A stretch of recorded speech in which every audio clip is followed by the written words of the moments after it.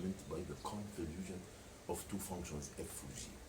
لو كانت ال f و g دول two piecewise functions continuous piecewise ماشي continuous functions على الزيرو ما لا نهاية، بنعرف الكونفوليوشن f asterisk g على انه التكامل من 0 ل t f of تاو اي variable تاني، بس هنا g of t minus تاو، يعني اللي اتحط هنا t ناقص تاو، والانتجريشن بالنسبه لتاو، وهنعوض من 0 ل t اللي طالع هنا ده عباره عن ايه؟ function of t، لان بنشيل التاو ونحط بدلها مره 0 مره t، يبقى اللي طالع هنا عباره عن function of ايه؟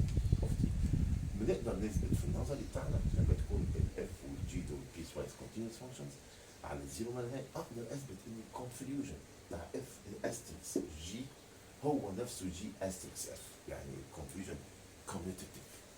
اوكي، يعني continuous f استخدم استريكس g هي g استريكس f. طب ايه علاقه الكلام ده باللابلاس؟ هنلاحظ حاجه غريبه جدا، ان اللابلاس ترانسفورم للاف استريكس جي، طبعا كل فانكشن اف ليها اف كابيتال اللي هو الترانسفورم، يعني مين هي الاف كابيتال؟ هي الترانسفورم بتاع الاف، والجي كابيتال الترانسفورم بتاع الجي. هنلاحظ حاجه جميله جدا بيعملها اللابلاس هنا في الكونفوليوشن، يبقى اللابلاس للكونفوليوشن اف اوف جي هو اف كابيتال اوف اس في جي كابيتال بس. طبعا ما ننساش ان الاف كابيتال هي مين؟ الاف كابيتال هي اللابلاس ترانسفورم للاف اوف تي، ما ننساش دي، يعني we must remember. وكذلك الجي اوف اس كابيتال هي عباره عن اللابلاس لمين؟ للجي سمول اوف تي. ودي خاصيه خطيره مش موجوده في التكامل العادي. ماشي، طيب من هنا انا عايز من ديت، يبقى لو خدنا هنا لابلاس ترانسفورم، لو خدنا هنا لابلاس انفرس لابلاس ترانسفورم هيجيب لي الاف استريكس جي. اوكي، طيب مساله بيقول لي كده، بيشوفني بقى واخد بالي بقى من الكلام ده ولا لا. بص بيقول لي ايه؟ اكزامبل، بيقول لي عايزين لابلاس ترانسفورم للانتجريشن من 0 ل تي اي اس تاو، اهو بقى اي اس تي بقى بس عملها تاو، يبقى هنا اي اس تي وهنا ساين تي ناقص مين؟ ناقص تاو. الله، طب ايه ده؟ طب ما ده تعريف الكونفوليوشن لتو فانكشنز اي اس تي وساين تي.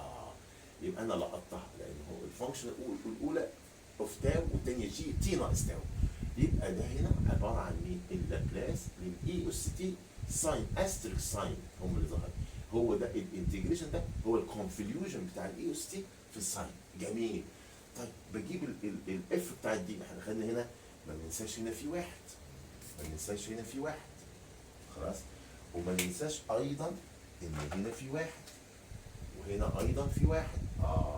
طب احنا خدنا الاي اس تي اللابلاس بتاعها بكام؟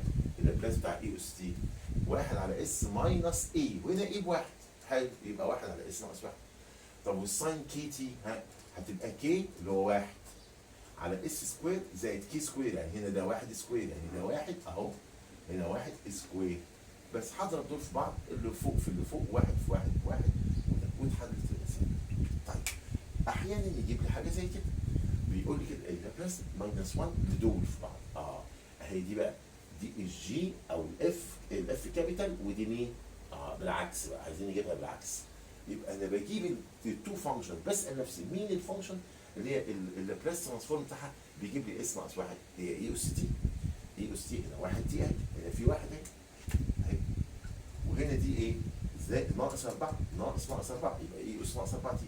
يعني احنا عايزين نعمل الكونفوليوشن لاي اس تي اللي هو الفانكشن اف اوف تي بتاعت دي اللي بتجيب ديت، هي ديت الاف ودي الجي. طيب حلو قوي، انا عايز اعمل الكونفوليوشن بتاع دول.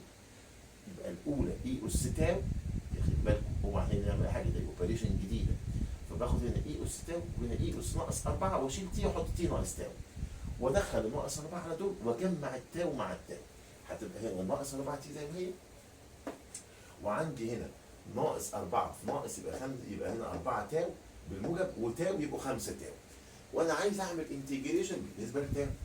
جميل، يبقى بنقسم على تفاضل الباور، يبقى هنا التفاضل ده ب5 يبقى 1 على 5. ماشي، تبقى 1 على 5، ويبقى هنا عندي مين؟ يبقى هنا عندي مين بقى؟ هنا 1 على 5 الاي نفسها زي ما هي، ومن 0 لتاو اهو، من 0 الى تاو، من 0 لتاو. يلا هنعوض باللي فوق، هنعوض الاول بتاو، هيبقى ناقص 4 تاو زائد 5 تاو، تبقى ماشي تي ولا ايه؟ هنعوض بالتاو بتي، تبقى 5 تي ناقص 4 تي زائد 5 تي، تبقى تي واحده. طب لما نعوض عن التاو بزيرو تبقى ناقص 4 تي، يبقى هو ده الايه؟ الانتجريشن. دخل 1 على 5 الناحيه دي والناحيه دي، تبقى 1 على 5 اي اس تي ناقص 1 على 5 اي اس ناقص 4 تي. اخر قاعده مهمه جدا جدا جدا اللي هي الايه؟ اللابلاس ترانسفورم للانتجريشن. خلاص، اللي هو من زيرو لتاو، ماشي، من زيرو لتاو اف اوف تاو دي تاو، بتبقى الاف كابيتال اوف اس على اس. طب ما تيجي بقى ناخد الايه؟ الانفرس لابلاس. يبقى الانفرس لابلاس دي بيجيب ايه؟ بيجيب المقدار دوت، هو التكامل اللي جوه. يبقى هحط هنا انفرس لابلاس يجيب لنا اللي جوه، ودي تبقى القاعده العكسيه بتاعتها.